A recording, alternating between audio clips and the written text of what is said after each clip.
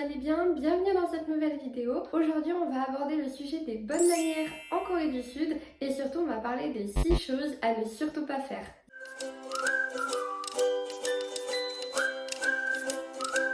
Règle numéro 1, ne jamais planter ses baguettes dans son bol de riz. Dans de nombreuses cultures asiatiques, lors des funérailles, il est courant de planter des bâtons d'encens dans des bols de sable. Et si vous plantez vos baguettes dans votre bol de riz, ça a tendance à rappeler cette tradition qui est encore d'actualité aujourd'hui. Donc vous vous doutez bien que ce serait un petit peu comme évoquer la mort lors du repas et ça risquerait de mettre très mal à l'aise vos convives.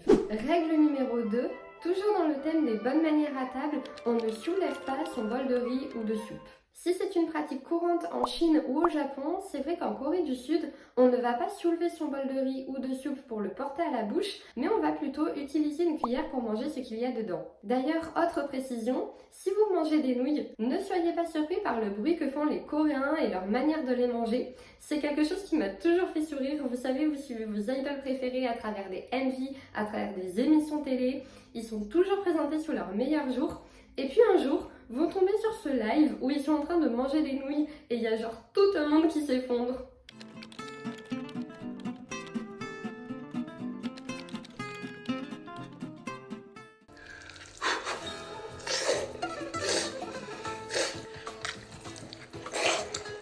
Règle numéro 3, le respect des aînés.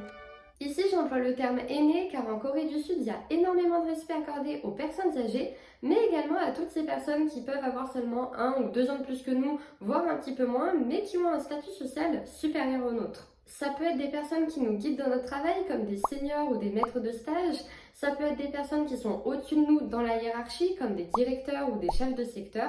Et ça peut même être des personnes qu'on rencontre mais qui sont plus âgées que nous. Dans tous les cas, on se doit de leur montrer du respect. Et cela passe par de nombreuses bonnes manières, notamment ne pas commencer son repas avant la personne la plus âgée de la table, ce serait impoli. Ne pas refuser un verre d'alcool venant d'une personne plus âgée, ce serait refuser son amitié et l'intérêt qu'elle nous porte. Et d'ailleurs, en termes d'alcool, si vous buvez devant une ou plusieurs personnes plus âgées, il est de rigueur de tourner légèrement sa tête sur le côté, de cacher son verre derrière sa main et de boire son verre en une fois.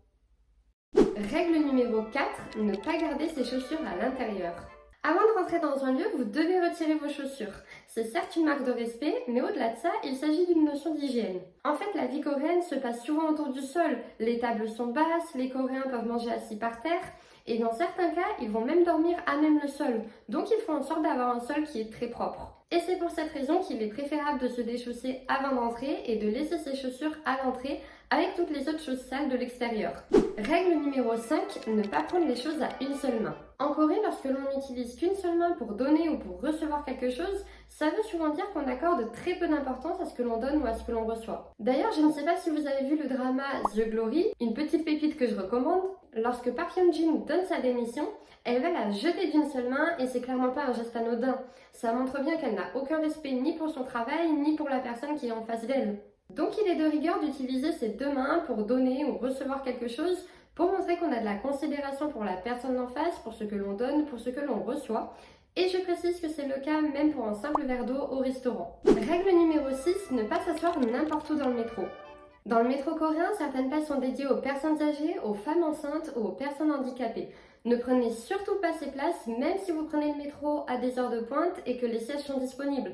Si les sièges sont disponibles, c'est pas pour rien, c'est qu'il est très mal vu de les utiliser si vous ne faites pas partie de la catégorie de personnes concernées. Alors je sais qu'en France, on aurait tendance à s'y asseoir et à se lever dès que c'est une personne âgée, mais vraiment en Corée, ça se fait pas du tout, faut laisser ces places disponibles. Et autre précision, il est déconseillé de manger, de boire ou de parler fort dans le métro, tout simplement parce que c'est un lieu qui est calme, qui est propre, et voilà, c'est mal vu de parler fort, de faire du bruit, de manger parce qu'il pourrait y avoir des odeurs. En fait, le but c'est un peu de passer inaperçu et de ne déranger personne.